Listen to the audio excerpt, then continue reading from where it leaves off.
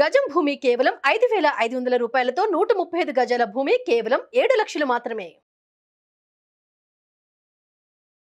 Hi viewers, India's largest digital media network Suman టీవీకి స్వాగతం. ప్రస్తుతం మనతో ఉన్నారు motivational speaker and emotional wellness coach హరిత గారు. నమస్తే అండి. నమస్తే. సెల్ఫ్ లవ్ గురించి చాలా కాన్ఫిడెంట్గా చెప్తున్నారు, గట్టిగా. అంటే ఇంకా మీరే ప్రాక్టికల్గా చూశాను అని కూడా ఒకసారి అన్నారు. ఓకే, మీరు ప్రాక్టికల్గా చూశారు అని చెప్పడం వల్లే మీరు ఇంత కాన్ఫిడెంట్గా ఉన్నారు అని నాకు అర్థమవుతుంది.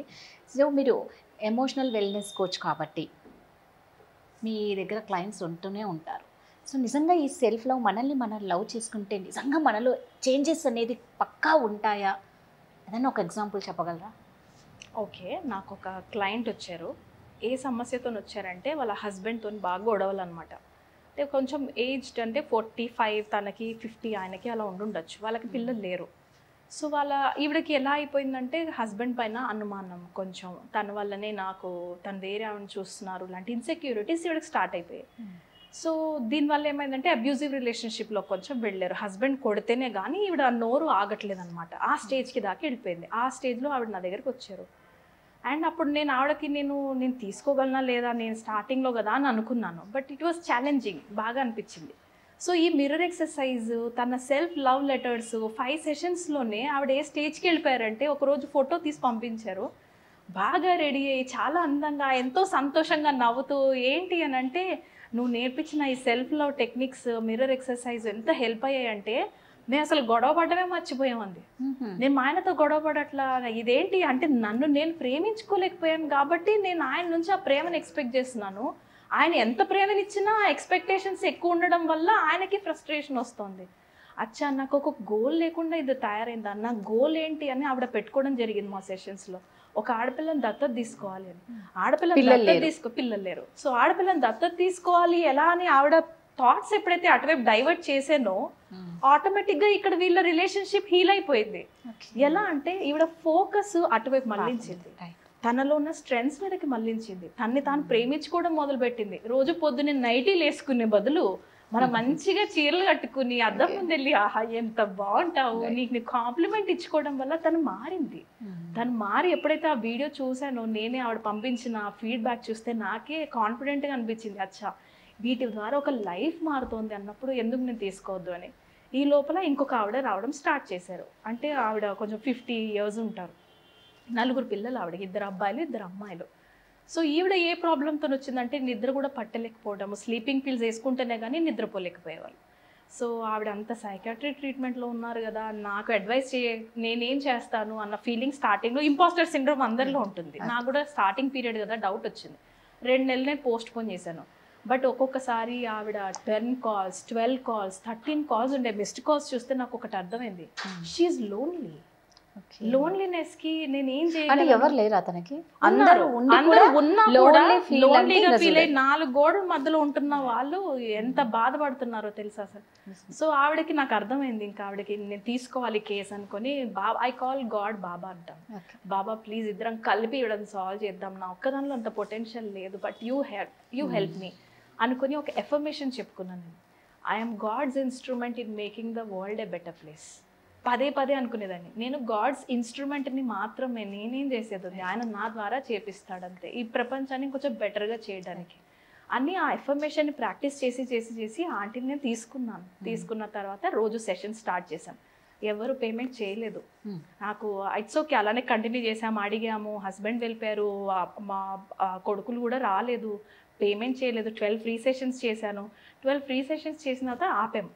ఓకే, ఈ లోపల ఆంటీలో కొన్ని చేంజెస్ గమనించాను. 1 weekలోనే, విదిన్ 1 week ఆంటీకి పేమెంట్ వాళ్ళిద్దరు కూతుళ్ళు చేశారు. వాళ్ళిద్దరు కూతుళ్ళు కూడా వర్కింగ్. వాళ్ళిద్దరూ చేసి, మా అమ్మకి ప్లీజ్ కంటిన్యూ చేయండి. మా అమ్మ చాలా రోజుల తర్వాత ఫస్ట్ టైం బయటికి వెళ్ళడం చూసాం. మా అమ్మ ఫస్ట్ టైం స్లీపింగ్ పిల్ బయటికి కూడా వెళ్ళలేదా? బయటికి వెళ్ళాలంటే ఆవిడ భయపడుతుంది. ఎవరైనా చావు వార్త వింటే భయపడుతుంది. ఆ చావుకి వెళ్ళి రిటర్న్ వచ్చే వాళ్ళు చెప్పులు చూస్తే భయపడుతుంది. అంత భయపడుతున్న ఆవిడకి ఏం కోరుకుంటుంది తెలుసా? మేమున్నామన్న ధైర్యం. ఆ ఒక్క మాట చెప్పనికి కరువు అయ్యారా మనుషులు ఈ రోజు అని అనిపించింది. ఇందాక మీరు అన్నట్లు స్లీపింగ్ పిల్ అంటే ఆ టాబ్లెట్స్ లేకుండా నిద్రపోరు. 2 tablets వేసుకుంటేనే కానీ నిద్రపోరు. సో నేను చెప్పడం జరిగింది 1 year పడుతుంది నాకు, కొంచెం మెల్లిమెల్లిగానే చేద్దాము అనేసి. నాకు బుక్ పెన్ను కూడా కొనను అని చెప్పింది ఆంటీ ఆ టైంలో స్టార్టింగ్లో. ఎందుకంటే నేను మళ్ళీ అక్కడ నుంచి డస్ట్ వస్తుంది, ఆ డస్ట్ ద్వారా నాకు ఏమైనా అవుతుందేమో అన్నంత భయంలో ఉండింది. ఈరోజు ఆ ఆంటీ చక్కగా రాసేసుకుంటూ, అమ్మ E+R=O నేను చేసిన RRR ఫామ్లో నువ్వు చెప్పినావు కదా నేను చేసిన, క్లాసెస్ అటెండ్ అయిపోతుంది, నోట్స్ రాస్తుంది, లెటర్స్ రాసుకుంటోంది. అండ్ నిన్న నాకు సండే కదా, నాకు కాల్ వచ్చింది మధ్యాహ్నం మా పిల్లలు కన్నా పెడుతుంటే. ఐ వాజ్ లైక్ ఆంటీ ఈ రోజు ఎందుకు చేశారు, సండే ఫ్రీ సెషన్స్ ఉండవు కదా, వీడియో కాల్ అది కూడా. సో ఆన్సర్ చేసి చూస్తే ఈరోజు నేను శారీ వేసుకున్నాను బాగుందా అని ఫోన్ చేసి ఆ ఫోటో పంపిస్తే ఎంత హ్యాపీగా అనిపించిందంటే, సెల్ఫ్ లవ్. మనతో మనం ప్రేమించుకుంటే మన వీక్నెసెస్ ఎలా ఉన్నా సరే ఐఎమ్ ఓకే, షీఈ్ ఓకే. ఎప్పుడైతే మన వాళ్ళే నీ ఇట్లా తేడా ఉన్నా నేను హాస్పిటల్లో వేస్తాను భయపెడుతున్నారో తనకు అదే ఎక్కువైపోతుంది. దానికి ఆపోజిట్గా నేను ఎప్పుడైతే ఆంటీ మీరు మంచిగానే ఉన్నారు, మీకేది చిన్న ఇష్యూ ఉంది ఆంటీ, చెప్పులు మారిస్తే అయిపోతుంది కదా, మన స్ప్రే కొట్టుకుంటే అయిపోతుంది కదా అన్న ఆప్షన్స్ కూడా మనం ఎవరు ఇవ్వట్లేదు. సో ఒక కోచ్గా నాకు ట్రైనింగ్ ఇచ్చింది ఏంటో చెప్పినారు రాదా, నాకు చాలా హ్యాపీగా అనిపిస్తుంది మేడం. అది ఏంటంటే 2 విషయాలకి నేను ట్రైనింగ్ అయ్యింది. నేను అనుకున్నాను ఆ 1.8 lakhs ఖర్చు పెట్టి ఇంత పెద్ద కోర్స్ చేశాను, అసలు నాకు ఏమొచ్చిందో అని అనుకున్నాను కోర్స్ అయ్యాక. బట్ అయ్యాక క్లయింట్స్ని మీట్ అవుతుంటే నేను తెలుసుకుంది 2 విషయాలు మాకు అర్థం చేయించారు. ఒకటి, నాన్ జడ్జ్మెంటల్గా ఎలా ఉండగలగటం. క్లయింట్ ఎలా ఉన్నా సరే, ఏ ఏజ్ అయినా సరే, ఏ జెండర్ అయినా సరే, వాళ్ళని మేము ఎలా ట్రీట్ చేయగలం, వాళ్ళని ఎలా బయటకి ఈ సమస్య నుంచి తీసుకురాగలం, ఆ నాన్ జడ్జ్మెంటల్గా ఉండడం. Second thing, confidential. అంటే వాళ్ళ పేరు బయటికి రాకుండా, మీ సమస్యని నేను ఎక్కడ మీ పేరు నాశనం చేయను అన్న ఆ 2 మీరు ఏమైనా చెప్తే నా కడుపులో ఉంటాయి, బయటికి పోవు. ఆ 2 విషయాల కోసం నేను ఇంతలా ట్రైనింగ్ అవ్వాల్సి వచ్చింది. అంటే మన చుట్టుపక్కల ఎంతమంది ఉన్నా మనకి ఈ 2 విషయాలు కరువైనాయి. మీరు బాగానే ఉన్నారు అని చెప్పే వాళ్ళు తక్కువ, ఇంట్లోనే లేరు, ఇక బయట ఏం చెప్తారు.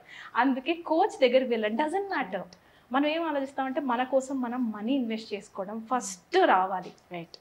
25,000 50,000తో పోయేదేం లేదు. వస్తే మాత్రం మనకి మన పైన మనకి ఎంత కంట్రోల్ వస్తుంది. కరెక్ట్. సో ఇట్లా సెల్ఫ్ లవ్, ఇలా నా రిజల్ట్స్. లేదు, ప్రాక్టికల్గా మీరు చూసుకున్నారు, మీ క్లయింట్స్ ద్వారా కూడా మీరు చాలా సాటిస్ఫాక్షన్ బాగా మిర్రర్ ఎక్సర్సైజ్కి కనెక్ట్ అయ్యారు. అంటే మేబీ బికాస్ నేను అప్పటికే 300-400 hours నేను మిర్రర్ ఎక్సర్సైజ్లో టైం స్పెండ్ చేసిన, నేను కన్సల్ట్ చేసుకొని ఒక్కొక్క రెసిస్టెన్స్ బ్రేక్ చేస్తూ ఈ ఇక్కడ దాకా వచ్చాను. లేకపోతే రింకల్స్ ఉన్నాయి, లేకపోతే ఇక్కడ మొటిమలు వచ్చాయి, ఏదో ఒకటి ఆపుతాం కదా, నీ ఇయర్స్ ఇలా ఉన్నాయి, నీ కలర్ లేదు. సో ఇవన్నీ బ్రేక్ చేస్తూ ఒక లెవెల్ నుంచి ఇంకో లెవెల్కి వెళ్ళే కొద్దీ వాళ్ళకి ఆ వైబ్రేషన్స్ రీచ్ అవుతున్నాయి. ఇది చూస్తే మీకు ఏమనిపిస్తుంది? మనల్ని మనం ప్యాంపర్ చేసుకుంటున్నాం, మనల్ని మనం హక్ చేసుకుంటున్నాం, మనల్ని మనం ఓదార్చుకుంటున్నాం. Self love. నీకు నేను ఉన్నాను అని ధైర్యాన్ని చెప్తుంది. అది ఎక్కువ మనల్ని మనం బాగా ప్రేమించుకోగలిగితే మనం ఈ స్టేజ్కి వెళ్తాం. ఇక్కడ ఏం కనబడుతుంది మీకు? అక్కడ హ్యాపీగా కనిపిస్తున్నాం. మనతో పాటు నలుగురు ఉన్నారా, లేకపోతే మనమే అన్ని రకాల అనేది మాత్రం నాకు క్లారిటీ లేదు.